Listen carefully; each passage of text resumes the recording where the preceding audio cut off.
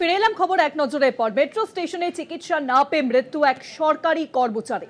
লিফটের কাছে অচৈতন্য অবস্থায় দেখা যায় ওই কর্মচারীকে, কিন্তু মেট্রো কর্তৃপক্ষের গাফিলতির জেরে অভিযোগ হয়েছে মৃতের।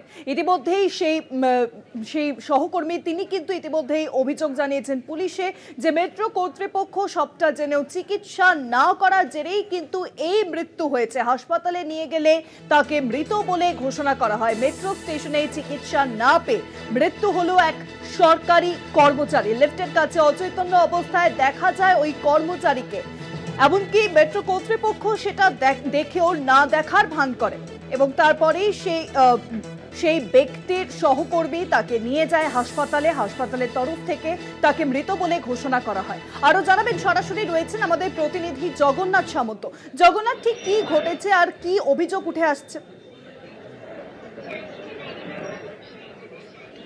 দেখো, বন্ধুদের তরফ থেকে যে গুরুতর অভিযোগ করা হয়েছে, মর্মান্তিক ঘটনা ঘটে গেছে আজকে মেট্রো স্টেশনে। হাওড়া মেট্রো স্টেশনে ঘটনাটি ঘটেছে। ত্রিবেণী থেকে লোকাল ট্রেনে করে হাওড়া স্টেশনে এসে পৌঁছায় বিশ্বজিৎ পাগরাশিয়া, 51 বছর বয়স। কিন্তু যখন হাওড়া স্টেশন থেকে মেট্রো স্টেশনে যাচ্ছিল, লিফটের কাছে হঠাৎ করে তার বন্ধুরা, সহকর্মীরা তারা দেখতে পায় যে অচৈতন্য অবস্থায় পড়ে রয়েছে বিশ্বজিৎ, এবং তাকে চিকিৎসার জন্য মেট্রো কর্তৃপক্ষকে জানানো হয়। মেট্রো কর্তৃপক্ষ সেই সময় অন্তত আধ ঘন্টা পড়ে থাকার অভিযোগ তুলছে তার বন্ধু সহকর্মীরা। বিদ্যুৎ ভবনে চাকরি করে সেক্টর 5-এ যাচ্ছিল মেট্রো ট্রেনে করে, কিন্তু সেই সময় এই মর্মান্তিক ঘটনাটা ঘটেছে। কিন্তু যে অভিযোগটা উড়িয়ে দিচ্ছে পুরোপুরি মেট্রো কর্তৃপক্ষ জানাচ্ছে তারা প্রাইভেট গাড়ি করে হাওড়া হাসপাতালে তারা পাঠিয়েছিল। 15 থেকে 17 মিনিট সময় লেগেছিল। কিন্তু যারা সহকর্মী, যারা বন্ধুরা দেখতে পায় যে লিফটের সামনে বিশ্বজিৎ পাগরাশিয়া পড়ে রয়েছে অচৈতন্য অবস্থায়, তার স্ট্রোক হয়েছে যেটা জানা যাচ্ছে, ডাক্তাররা বলেছে। কিন্তু হসপিটালে আনার পর তার মৃত্যু ঘটেছে বলে ডাক্তাররা জানিয়েছে। কিন্তু গুরুতর অভিযোগ, কোনো ডাক্তার পায়নি, কোনো ওখানে অ্যাম্বুলেন্স পাওয়া যায়নি, মেট্রোর তরফ থেকে রাখা হয়নি। অর্থাৎ একটা কর্তব্যের গাফিলতি উঠে আসছে মেট্রো কর্তৃপক্ষের দিকে। তার বন্ধুরা অভিযোগ করছে বারবার, সেটা জানাচ্ছি। তার সহকর্মী, তার বন্ধুরা একসঙ্গে প্রতিদিন ত্রিবেণী থেকে ট্রেনে করে হাওড়া স্টেশনে আসে এবং হাওড়া থেকে মেট্রো ধরে সেক্টর 5-এ তারা ডিউটিতে যায়।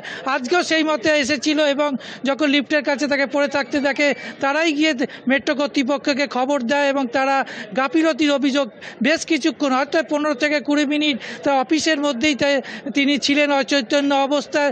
তারপরে প্রাইভেট গাড়ি করে হাওড়া হসপিটালে নিয়ে যাওয়া হচ্ছে। অর্থাৎ ডাক্তার, চিকিৎসা ব্যবস্থা এবং তৎপরতা না দেখানোর জন্য মৃত্যু হয়েছে বিশ্বজিৎ পাগরাশিয়ার।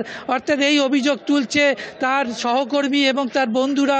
পরিবারের লোকজন ইতিমধ্যেই এসেছে হাওড়া হসপিটালে, তবে তারাও অভিযোগ জানাবে কিনা সেটা দেখার। কিন্তু মেট্রো কর্তৃপক্ষর সম্পূর্ণ, যেটা আমরা ফোন করেছিলাম জানতে পেরেছি, তারা খুব তৎপরতার সঙ্গে নিয়ে গেছে, দাবি করছে। কিন্তু সেই দাবিটা কতটা সত্য সেটা তার বন্ধুরাই বলছে। তবে যে একটা গাফিলতি রয়েছে, তৎপরতা দেখানো হয়নি।